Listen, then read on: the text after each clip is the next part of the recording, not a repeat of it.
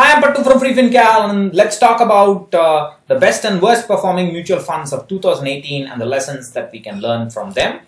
So let's look at the indices returns in 2018, and these are the total returns and that is the dividends have been included. So the Nifty and the Sensex only returned about 4 to 5%. The Nifty 100 managed to get to 2.6% growth, and the Nifty low volatility 100 was an impressive 7.3%.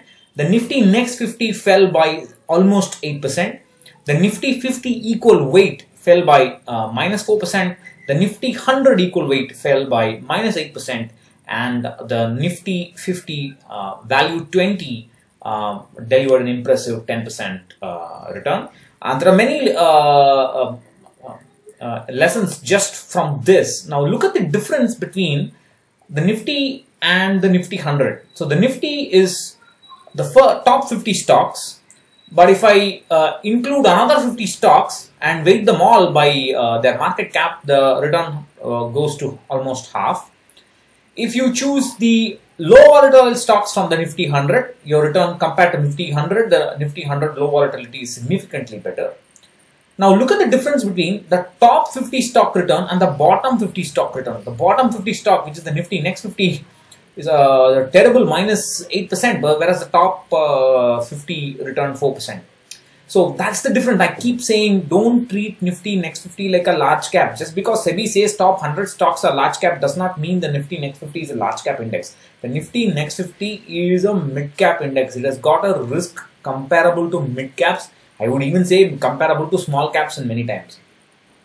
Now, look at the difference between the Nifty returns and the Nifty 50 equal weight returns. Now, if you take the 50 stocks in terms of weight them by market capitalization, that is, you say that the higher the free float market capitalization, higher the weightage, then the return you got into 2018 is 4%. But if you take 2% of each, approximately 2% of each, and say I have equal weights, then it's minus 4%. So diversification will lower returns. This is very important to understand. Just because you have equal weight stocks does not mean you will get higher returns all the time. You may get higher returns sometimes, but this you must be ready to see. That's like, this is plus 4%, this is minus 4%, right? That's just chalk and cheese difference. And look at the Nifty 100 equal weight. That's minus 8% compared to Nifty 100 which is 2.6%. Again, that's you should be careful when you get into these indices.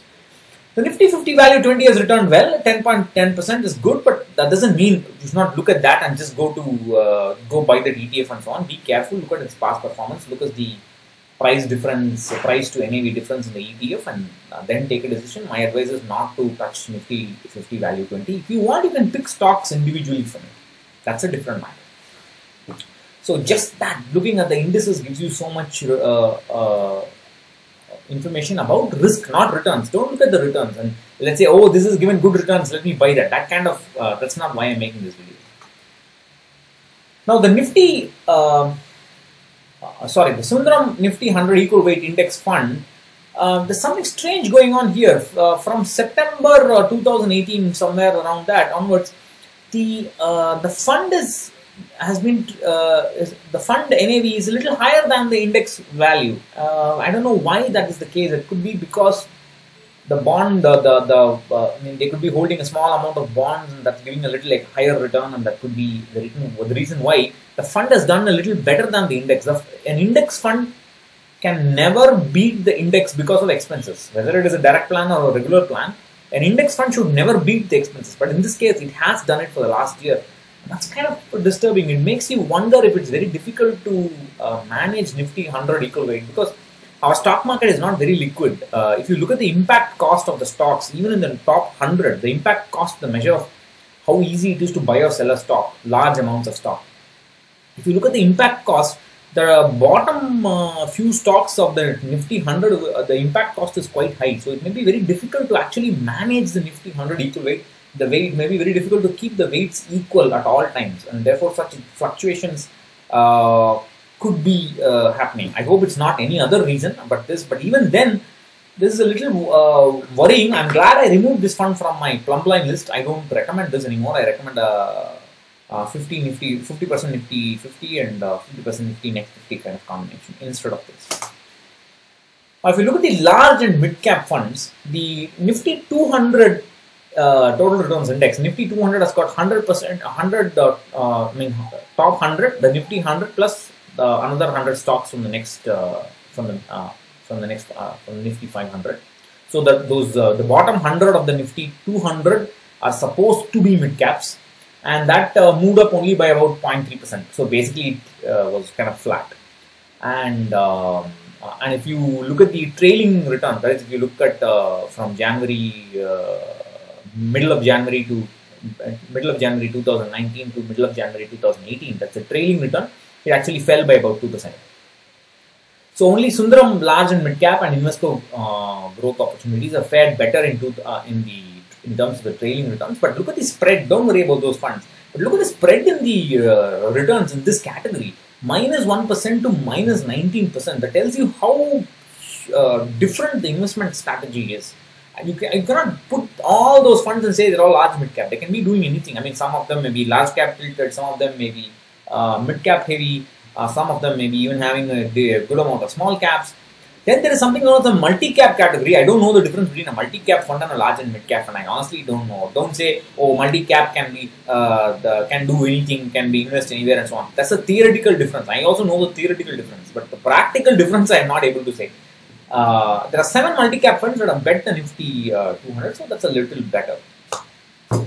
When it comes to mid-caps, the Nifty mid-cap 100 TRI fell by 14.5% in 2018, and it fell by 18% if you look at the trailing returns. That is from mid-January to January.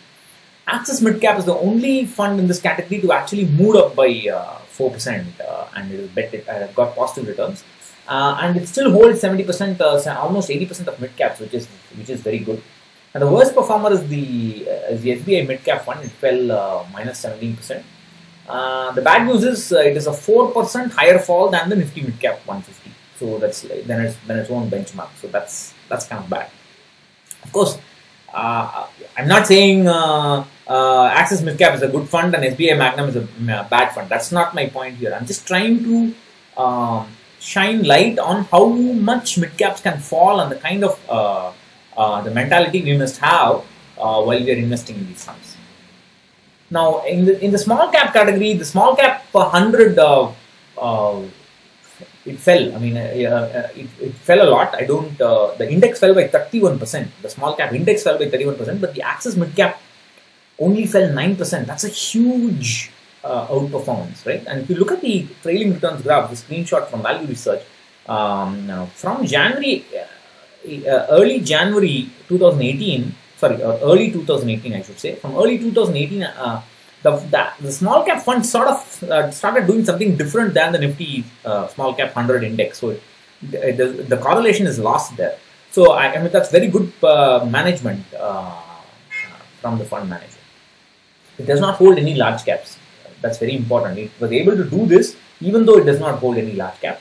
Sundaram small cap is the worst performer with 30% fall, but it is more or less comparable to its own benchmark, the Nifty small cap 250. So that's not terrible. But again, look at the kind of falls in this category. I mean, you can't say I will go and invest in Axis small cap. It may not reproduce its performance. So be careful.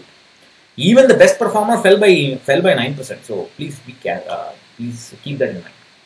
Now, when you come to the aggressive hybrid fund, the CRISIL hybrid, which is 65% of Nifty and 35% of mixed bonds, gave a return of about 3% in 2018, and only Sundaram hybrid equity could top that. All of the other funds did not do well.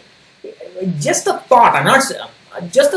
I think it's time to have a hybrid index fund. We now have a hybrid index from NSE. I'll show that in the next slide. But now I think it's time to have an aggressive hybrid index fund. But I don't think the AMCs will do that because they lose profit.